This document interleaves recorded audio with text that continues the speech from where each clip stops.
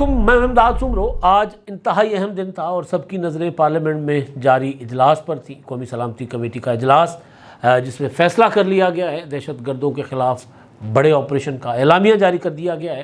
میں اعلامیہ پر بھی آپ کے سامنے گزارشات رکھوں گا۔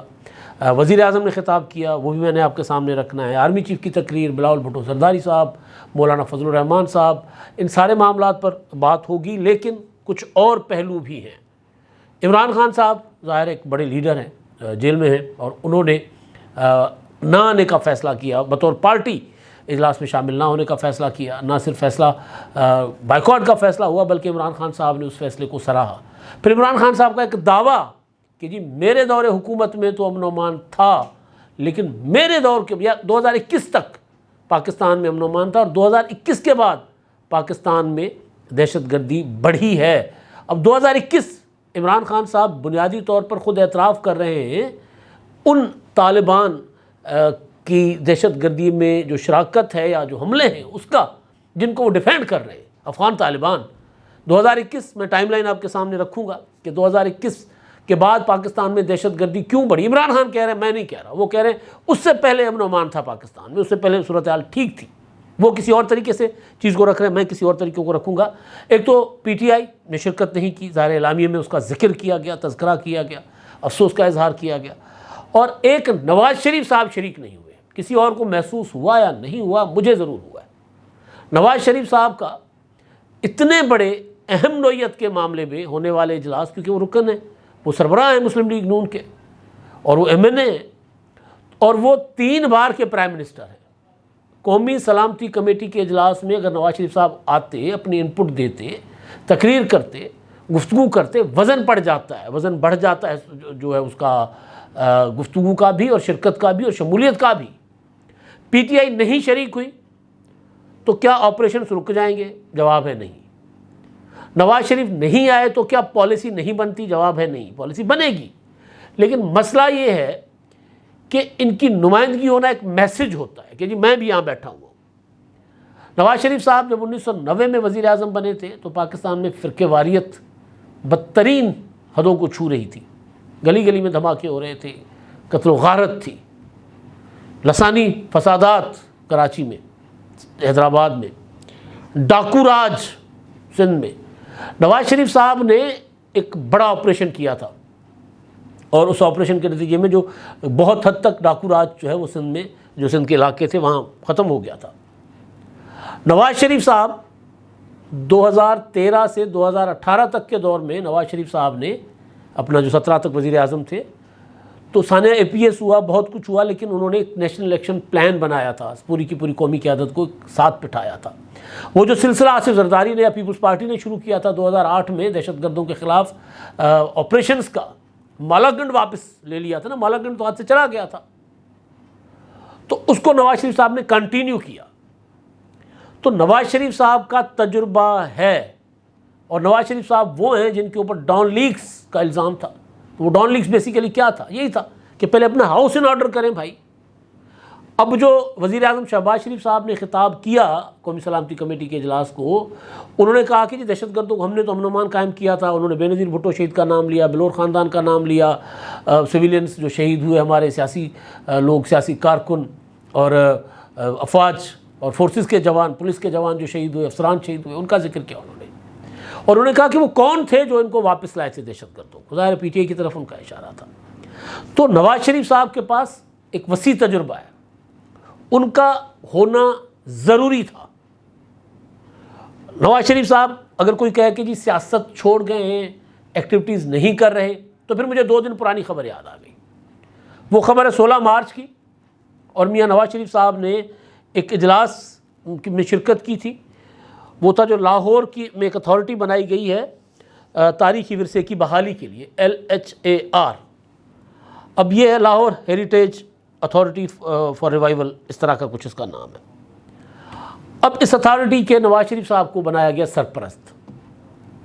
تو کیا نواز شریف صاحب کا کردار صرف لاہور کی ہیریٹیج تک رہ گیا ہوا ہے؟ میں نے پوچھا میاں نواز شریف صاحب کے کسی قریبی ساتھی سے جس کا رابطہ رہتا ان سے، تو ان کی باتوں سے مجھے لگ رہا تھا کہ میاں نواز شریف صاحب ناراض ہو کہ مجھے مائنس کر لیا، پھر چلاؤ جا کے خود۔ جس طرح عمران خان کہتے ہیں مجھے جیل میں ڈالا ہوا ہے تو پھر میری پارٹی کیوں آئے؟ میاں صاحب کی جماعت کی تو حکومت ہے، بیٹی وزیر اعلیٰ ہیں، وہ تھیں، بھائی وزیر اعظم میں وہ بھی تھے اس اجلاس میں. تو یہ مجھے کمی، میں اس وجہ سے نہیں کہ میں اس وجہ سے کہ نواز شریف صاحب کا تجربہ پارلیمنٹ میں بیٹھے ہوئے جو دیگر سیاسی قیادت تھی ان سے زیادہ ہے دہشت گردی کے ساتھ ڈیل کرنے اور ان کے خلاف ایکشن لینے، اور حکومت کا تجربہ ان کا زیادہ ہے نواز شریف صاحب کا. تو ان کا ہونا اور پھر سارے عمل کو کافی سارا جو ہے نا وہ مل جاتا، ایک وزن پڑ جاتا، اس میں معتبر ہو جاتا زیادہ اگر نواز شریف صاحب ہوتے. تو نواز شریف صاحب نے بہرحال پتہ نہیں کیوں نامعتبر کر دیا وہ سارے، یا پتہ نہیں. بہرحال مجھے ایک چیز کہ نواز شریف صاحب نہیں آئے، ان کو آنا چاہیے تھا. کہتے ہیں ناراض ہیں، یا کوئی یہ کہتے ہیں کہ نہیں جی جنہوں نے نواز شریف صاحب کو بھی عمران خان کی طرح مائنس کر دیا ہے نا، وہ نہیں چاہتے تھے کہ نواز شریف آئے. میرا نہیں خیال کیسا ہوگا. اچھا جی، اب جو اعلامیہ ہے میں اس پر بات کروں گا، اور پھر عمران خان صاحب کا جو تضاد ہے، وہ جو مطلب بات کرتے ہیں تو بات کرنے سے پہلے سوچا جاتا ہے کہ یہ بات کی کیا جا رہی ہے، کہ جو آپ بات کر رہے ہو وہ بات آپ کو ہی گلے پڑے گی. اچھا جی، اعلامیہ میں کہا گیا ہے کہ جی ملکی وزیر اعظم صاحب نے پڑھ کے قومی اسمبلی میں اعلامیہ پڑھ کے سنایا تقریر میں اختتام پر ملک. اچھا، اس میں آرمی چیف صاحب نے خود تقریر کی تھی، اور کوئی 50 منٹ کی تقریر، 30 منٹ کی تقریر تھی، ایک بریفنگ ہوئی تھی. اور اسی طرح جو ہے میں وہ ڈیٹیل بھی آپ کے سامنے شیئر کرتا ہوں کہ کتنا انپٹ تھا ہماری جو فوجی کمان ہے، کیونکہ سیاسی قیادت تو تقریباً ساری تھی. مولانا فضل الرحمان صاحب تھے، انہوں نے کہا کہ جی عمران خان میں اعلامیہ پر آتا ہوں. مولانا صاحب نے کہا کہ جی مجھے مایوسی ہوئی ہے پی ٹی آئی کو یہاں نہ دیکھ کر، اگر مجھ سے مشورہ کرتے تو میں ان کو مشورہ دیتا کیا ہے. مولانا صاحب نے کہا کہ جی 1988 سے لے کے میں منتخب ہو رہا ہوں اور ملک کے ساتھ وفاداری کی قسم کھاتا ہوں، حلف اٹھاتا رہا ہوں. اور پھر یہ کہ دہشت گرد ہے، چاہے وہ کسی نام سے بھی دہشت گردی کرے. پھر یہ کہ جی میرے استاد کو شہید کیا گیا، مارنے والا مارا گیا، تو میرا استاد شہید یا اس کو مارنے والا شہید؟ تو کہتے جی میں تو اپنے استاد کو شہید کہوں گا نا، دونوں چیزیں تو نہیں ہو سکتی. تو بہرحال مولانا صاحب نے بھی عمران خان صاحب یا پی ٹی آئی کے اس رویے پر مطلب ایک مایوسی کا اظہار کیا. ظاہر ہے مایوسی کا اظہار کر سکتے تھے نا، حالانکہ یہ عمل نہ آنا پی ٹی آئی کا بذات خود ایک بہت بڑا سوال اس پر کھڑا ہوتا ہے. صرف نہ آنے کا معاملہ نہیں ہے. میں نے پچھلے ویلاگ میں بھی کہا کہ وہ کہہ رہے ہیں کہ افغان جو پاکستان آ رہے ہیں غیر قانونی طور پر ان کو شہریت دی جائے. پی ٹی آئی کا یہ کی ڈیمانڈ ہے. اب اس کے پیچھے بہت لمبی طویل آگے کی دور رس ایک سیاسی حکمت سے عملی ہے پی ٹی آئی کی، کہ تاکہ ہم ناقابل شکست ہو جائیں، وہاں بیٹھے رہیں. بہرحال قومی سلامتی کی کمیٹی کا جو اعلامیہ ہے اس میں کہا گیا کہ ملک کی سلامتی کی موجودہ صورتحال کا جائزہ لینے کے لیے پارلیمانی کمیٹی برائے قومی سلامتی کا آج اجلاس منعقد ہوا اسلام آباد میں. اجلاس میں قومی سلامتی کی پارلیمانی کمیٹی نے دہشت گردی کی حالیہ کارروائیوں کی واضح الفاظ میں مذمت کی اور متاثرہ خاندانوں کے ساتھ گہری یکجہتی کا اظہار کیا. کمیٹی نے انسداد دہشت گردی آپریشنز کے انعقاد میں سیکورٹی فورسز، قانون نافذ کرنے والے اداروں کی بہادری اور پیشہ ورانہ مہارت کو سراہتے ہوئے دہشت گردی کو اس کی تمام شکلوں میں ختم کرنے کے لیے پاکستان کے غیر متزلزل عزم کا اعادہ کیا. کمیٹی نے ریاست کی پوری طاقت کے ساتھ اس خطرے کا مقابلہ کرنے کے لیے اسٹریٹجک اور متفقہ سیاسی عزم پر زور دیتے ہوئے انسداد دہشت گردی کے لیے قومی اتفاق رائے کی ضرورت پر زور دیا، یعنی بڑے آپریشنز اور پھر سیاسی پشت پناہی ان آپریشنز کو. کمیٹی نے دہشت گردوں کے نیٹ ورک کو ختم کرنے، لاجسٹک سپورٹ کے انسداد اور دہشت گردی اور جرائم کے گٹھ جوڑ کو ختم کرنے کے لیے نیشنل ایکشن پلان اور عزم استحکام کی حکمت عملی پر فوری طور پر عمل درآمد پر زور دیا. جو پہلے چیزیں چل رہی تھیں، نیشنل ایکشن پلان پر عمل روک دیا گیا تھا، اس پر عمل کیا جائے. کمیٹی نے پروپیگنڈا پھیلانے، اپنے پیروکاروں کو بھرتی کرنے اور حملوں کو مربوط کرنے کے لیے دہشت گرد گروپوں کی جانب سے سوشل میڈیا پلیٹ فارم کی بڑھتے ہوئے غلط استعمال پر تشویش کا اظہار کیا اور اس کی روک تھام کے لیے اقدامات پر زور دیا. یہ ایکشن ہو گئے، آپ نے دیکھا کافی سارے لوگ جو اپنا یہ کیا نام ہے اس کا، جعفر ایکسپریس ہائی جیکنگ کے بعد جو پروپیگنڈا کر رہے تھے ان کے خلاف شدید ترین ایکشن ہو رہے ہیں۔ کمیٹی نے دہشت گردوں کے ڈیجیٹل نیٹ ورک کے سدباب کے لیے طریقہ کار وضع کرنے پر زور دیا۔ مربوط طریقہ کار ہو نا، افواج پاکستان اور قانون نافذ کرنے والے اداروں کو غیر متزلزل حمایت کا اعادہ کرتے ہوئے کمیٹی نے ان کی قربانیوں اور ملک کی دفاع کے عزم کا اعتراف کیا اور کہا قوم دہشت گردی کے خلاف جنگ میں مسلح افواج، پولیس، فرنٹیئر کانسٹیبلری اور انٹیلیجنس ایجنسیوں کے ساتھ شانہ بشانہ کھڑی ہے۔ کمیٹی نے اس بات کا اعادہ کیا کہ دشمن قوتوں کے ساتھ ملی بھگت سے کام کرنے والے کسی بھی ادارے، فرد، گروہ یا پاکستان کے امن و استحکام کو نقصان پہنچانے کی اجازت نہیں دی جائے گی۔ کمیٹی نے حزب اختلاف کے بعض اراکین کی عدم شرکت پر افسوس کا اظہار کرتے ہوئے اعادہ کیا کہ اس بارے میں مشاورت کا عمل جاری رکھا جائے گا، یعنی ان کو شامل کیا جائے گا آگے جو فیصلے ہوئے ہیں یا جو چیزیں بریفنگز وغیرہ دی گئی ہیں ان میں ان کو بتایا جائے گا۔ پھر وزیر اعظم نے کہا کہ جی اسپیکر کی صدارت میں اجلاس ہے اور اس میں وزیر اعظم صاحب، پارلیمانی کمیٹیوں کے ارکان، سیاسی قائدین، چیف آف آرمی اسٹاف اور اہم وفاقی وزراء، فوجی، انٹیلیجنس ایجنسیوں کے حکام نے شرکت کی۔ اب یہ اس میں جو پورا کا پورا اعلامیہ ہے وہ کوئی لگی لپٹی نہیں ہے، سیدھی سیدھی بات ہے کہ جی قومی اتفاق رائے، آپریشنز، اور ظاہر حل مذاکرات کے ذریعے اگر کہیں حل ہوتا ہے تو بسم اللہ کیجئے، لیکن اگر نہیں ہوتا تو پھر ایکشن لینے پڑیں گے، کارروائی کرنی پڑے گی۔ میں نے اب عمران خان صاحب کے ساتھ ان کی بہن علیمہ خانم صاحبہ نے ملاقات کی، اور ملاقات کے بعد جو ہے انہوں نے گفتگو کی ہے صحافیوں کے ساتھ، اور اس گفتگو میں انہوں نے کہا ہے کہ جی عمران خان نے کہا ہے کہ گراف نکال کر دیکھ لیں، دہشت گردی 2021 تک کم ترین ہو گئی تھی اور 2022 میں پھر بڑھنا شروع ہو گئی۔ افغانستان ہمارا دشمن نہیں، آپ اسے دشمن بنانے کی کوشش نہ کریں۔ آپ کیوں بلا وجہ مسلمان بھائیوں سے لڑائی مول رہے ہیں؟ اب میں باقی جو عمران خان کی گفتگو علیمہ خان نے کی ہے اس میں وہ اس سے ہٹکے ہے، تو میں اگلے ولاگ میں شاید اس پر بات اگر ضروری سمجھا میں نے تو کروں گا۔ لیکن یہ جو ہے نا ٹائم لائن کہ گراف اٹھا کر دیکھ لیں کہ دہشت گردی 2021 میں کم ترین سطح پر تھی اور 2022-21 کے بعد پھر بڑھنا شروع ہو گئی۔ اب 21 میں کیا ہوا تھا؟ 21 میں کیا ہوا تھا؟ 21 میں 2021 اگست 2021 انخلا ہو گیا، امریکی فوج وہاں چلی گئی، وہاں سے ہتھیار چھوڑ کر، جہاز چھوڑ کر، ہیلی کاپٹر چھوڑ کر نکل گئی وہاں سے، اور اس کے بعد ہمارے جو ISI چیف فیض حمید صاحب وہ پہنچ گئے وہاں پر کہ جی ہم نے مدد کی انخلا میں، اور پھر عمران خان صاحب نے ٹویٹ کیا کہ غلامی کی زنجیریں ٹوٹ گئی ہیں، غلامی کی زنجیریں ٹوٹ گئی، عمران خان صاحب کا ٹویٹ، یہ 2021 ہے۔ اور کہا گیا کہ جی ہم نے وہاں پر طالبان کو بھی سپورٹ کیا اور امریکہ کو نکلنے میں مدد کی ہے، یہ ہمارے اپنے دوست، ہمارے بھائی آ گئے۔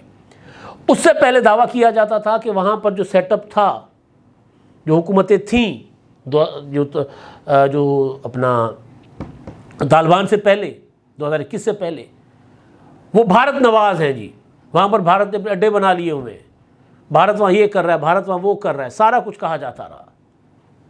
لیکن وہ حکومت پاکستان پر حملے کرنے والے دہشت گردوں کو اپنے جیلوں میں بند کیے ہوئے تھی۔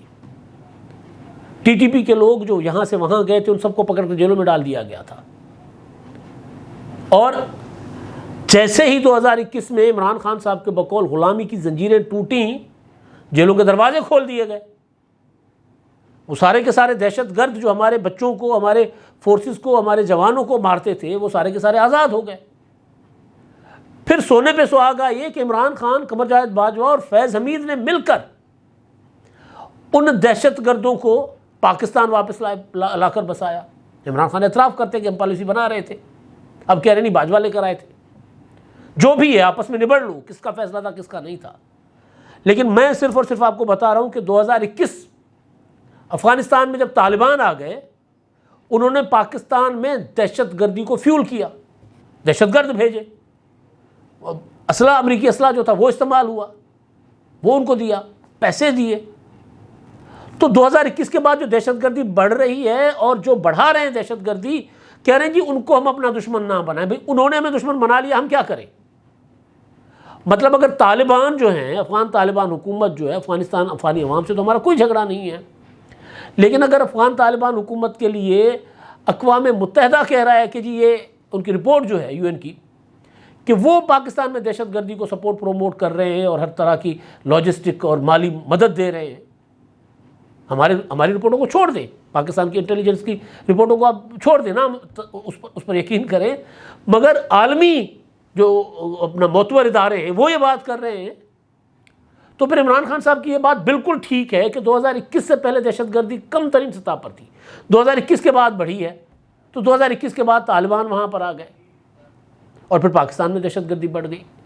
اس کا قطعاً یہ مطلب نہیں ہے کیونکہ عمران خان صاحب کی حکومت نے کوئی آپریشنز کیے تھے یا دہشت گردی ختم کی تھی یا عمران خان کی کوئی بڑی کامیاب حکمت عملی تھی، ایسا نہیں ہے. آپریشنز جو ہوئے، جو 2008 سے لے کے 2018 تک جو جاری رہے، انہوں نے دہشت گردوں کی کمر توڑ دی، اور جو ادھر سے افغانستان سے سپورٹ آ رہی تھی وہ بھی نہیں ہو رہی مل رہی تھی ان کو. تو پھر جب دہشت گرد جیلوں سے آزاد، پاکستان کے جیلوں سے عمران خان کے دور میں دہشت گرد آزاد کیے گئے، تو بدامنی تو ہونی تھی، دہشت گردی تو ہونی تھی. تو یہ جو ساری چیزیں عمران خان صاحب کہہ رہے ہیں نا، بیسیکلی وہ عمران خان صاحب اپنے اوپر چارج فریم کر رہے ہیں. تو بہرحال آج جو اجلاس ہوا ہے وہ ادھورا صحیح، لیکن صحیح سمت میں ایک قدم ہے، پہلا قدم ہے، کیونکہ قومیں مشاورت کے ساتھ ہی آگے بڑھا کرتی ہیں، اتفاق رائے سے ہی آگے بڑھا کرتی ہیں. اگر کوئی اتفاق رائے پر آمادہ نہ ہو تحریک انصاف کی طرح، جو عمران خان نے کہا بہت اچھا کیا، نہ نہیں گئے، میری اجازت کے بغیر ان کو قومی سلامتی کمیٹی کے اجلاس میں نہیں جانا چاہیے تھا، تو ٹھیک ہے. پھر عمران خان صاحب جو ہے وہ ایک طرح سے دہشت گردی کو سپورٹ کر رہے ہیں.